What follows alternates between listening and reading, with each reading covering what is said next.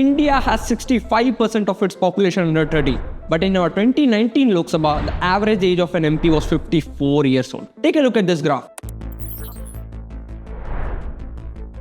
Out of 543 seats, only 12%, that's roughly around 65 MPs are below 40. But it hasn't always been like this. Back when we first became independent, 26% of MPs in our first Lok Sabha were under the age of 30. Over the years, we have seen this decline slowly. So, why are young people disappearing from politics? I went around asking a few questions. Have you ever thought about entering politics? No, I've not thought about that. No. No. What's the reason? Too much dramas. Family background you should have in politics, then only you can grow. If you get into any position of power, what would be the first thing you would change? Education. Development, I will do developments. Infrastructure, education system. Technology. I like to change the system and some old tradition over there, like girls are not allowed to went for study. So Thousands of young passionate Indians want to create real change. But why does the youth have very little space in our politics? Why are they used only for protests, rallies and shouting slogans? Few young people you see in leadership roles today, 9 out of 10 are either sons or daughters of politicians or are related to them. Our political system runs on nepotism and family connection. Is it a democracy or a members-only club for political dynasties? It seems like the system is designed for people with connections or criminal cases and not for regular people like you and me. But why is the political system like this? Is it going to change anytime soon? And how can the youngsters of our country enter politics? This is Kunal and you are watching Breakdown by TBH. For young Indians like us to enter politics, first you need a huge amount of money. Then you need muscle power, but the biggest challenge is family power. Indian put out the British 77 years ago to end dynastic rule.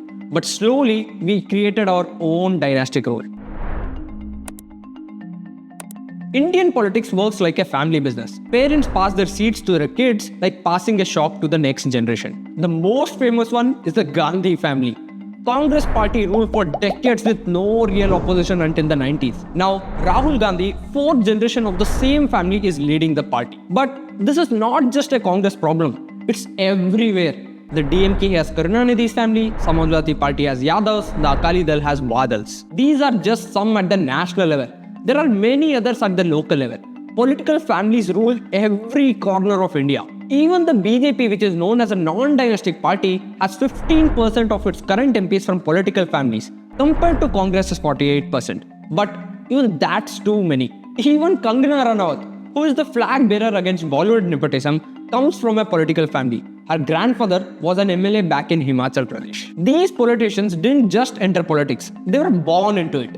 While some of them might be talented, but their primary qualification is their family's surname. The point I'm trying to make is, if you don't have connections, your chances of making it in Indian politics are almost zero. But why do these political parties prefer legacy candidates? Do these candidates actually give them a better chance of winning the seat?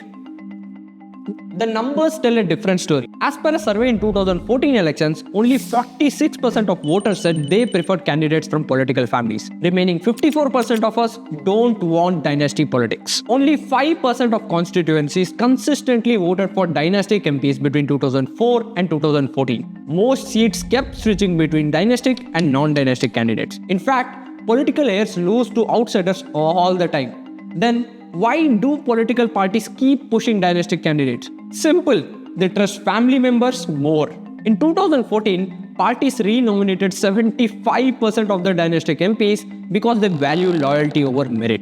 Right now, our anti-defection laws only stop MPs from switching parties after elections. They don't protect parties from local party workers who might rebel against their own party's candidates. This makes parties really scared of internal revolts. But when they give tickets to the political heirs, they reduce this risk drastically. Congress openly admits this. In 2015, they literally said, we don't just pick candidates who can win. We balance winnability with loyalty. The BJP says they are against dynasty politics, but in 2014, they re-nominated almost all their political heirs. The truth is, Once parties back a dynastic candidate, most voters just follow along. They don't check the candidate's work or qualifications. They just vote for the party symbol. Indian parties have turned politics into a family business, and voters are letting it happen. This is a huge problem in Indian politics. Even Parliament recognized it.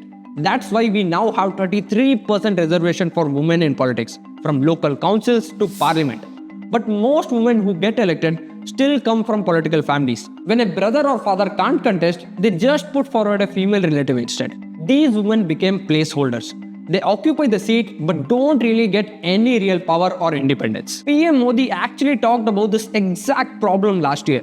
परिवारवादी राजनीति का भी बहुत बड़ा खतरा है। ये परिवारवादी सबसे ज्यादा नुकसान देश के युवाओं को करते हैं। He has promised to bring 1 lakh young people into politics who come from ordinary families with no political background. Modi himself proved you can reach at the top without any political family backing, big money or privilege. That's rare in Indian politics. We recently made a video on this live.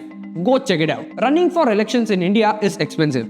Just to contest for MLA seat, some parties demand up to 50 crores. Nearly half of our current MPs have criminal cases against them. This trend is pushing young Indians away from politics. In the 2014 Lok Sabha elections, around 50,000 crore rupees were spent. That's more than any other country spends on elections. 21% of Rajya Sabha candidates are billionaires with assets over 100 crore rupees.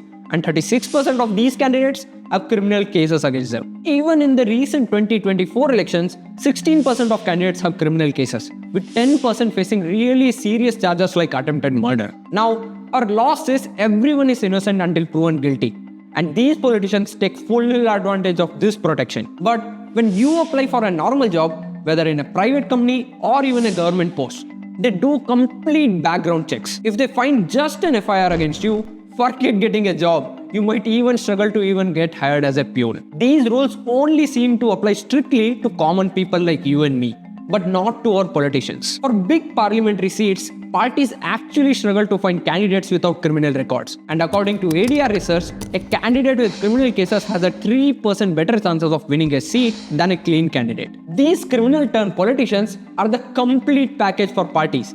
They bring their own money, muscle power, and know all the tricks to fund campaigns. They're experts at collecting party funds and handling black money. No wonder the parties love them. But it wasn't always like this. Earlier, these guys just handled small jobs, gathering crowds, and maybe some booth capturing. But as they became more versatile, they became parties' first choice. And you can kind of understand the party's compulsion. They need to win after all. If you listen to any politician, no matter the party, they say the same thing. The system is broken, the system is corrupt, and only I can save you from it. Meanwhile, while fighting for the poor, they mysteriously get rich themselves. That's the winning formula these days. Now, this problem of criminal in politics, it's not just in India. It's happening all over the world. In Brazil, they actually banned politicians from office for buying votes and laundering money. And Italy's former prime minister went to jail for tax fraud and got banned from politics. In India, the Supreme Court tried to fix this. They ordered parties to publicly declare criminal backgrounds of their candidates on websites. But criminals still contested and many still won. The system just finds ways around every reform. But what can we actually do about this? First, we need much stricter laws. If you have got serious criminal charges against you, you shouldn't be allowed to contest elections, ever. The courts need to step up and make this happen. Second, we have got to give more power to our election commission. And I mean real power, not just on paper. They need to be completely independent and able to hold parties accountable. Most importantly, we need to pressure political parties from inside and out. They must answer for the candidates they choose. And we have got to push for real democracy within parties. The state of Indian politics is getting worse day by day.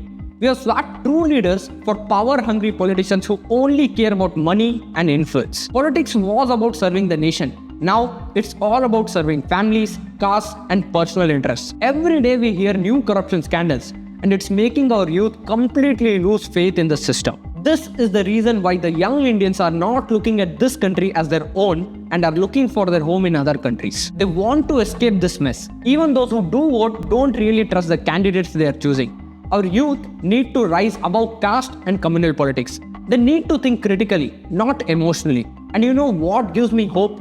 Indian youth are actually really sensible.